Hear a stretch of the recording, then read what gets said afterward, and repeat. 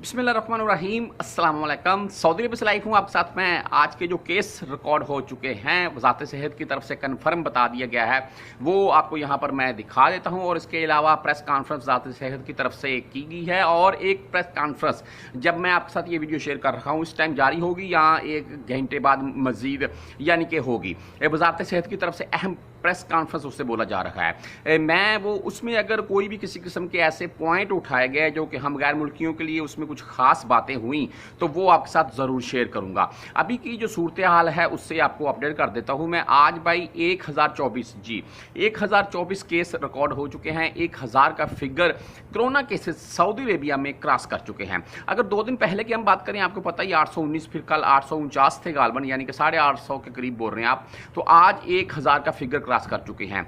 अगर इस चीज़ को देखा जाए जो कि सऊदी अरेबिया में दिन ब दिन केस बढ़ रहे हैं, और ये कल का 850 का फिगर था, आज 1024 हो चुके हैं, 1000 का फिगर।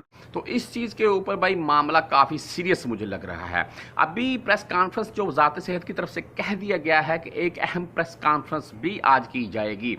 इसमें दुआ कीजिए कि कोई भी किसी किस्म की नई पाबंदी ना हो। हालांकि आज ही वजारत सेहत की तरफ से ये भी कहा गया है कि मास्क का इस्तेमाल लाजम कीजिएगा। 1000 रियाल का फाइन है। सेकंड टाइम आप पकड़िएगा, आगे से बहस तकरार शुरू करते तो 1 लाख रियाल तक का फाइन आपके ऊपर किया जा सकता है। ठीक है जी। अभी जो प्रेस कॉन्फ्रेंस की जा रही है, दुआ कीजिएगा इसमें कोई भी किसी किस्म की पाबंदी वाला मामला ना हो। 1000 का फिगर क्रॉस हो चुका है। इंटरनेशनल फ्लाइट्स अभी खतरे में हैं, और कर्फ्यू के मुतल्लिक भी अभी खतरा जारी है।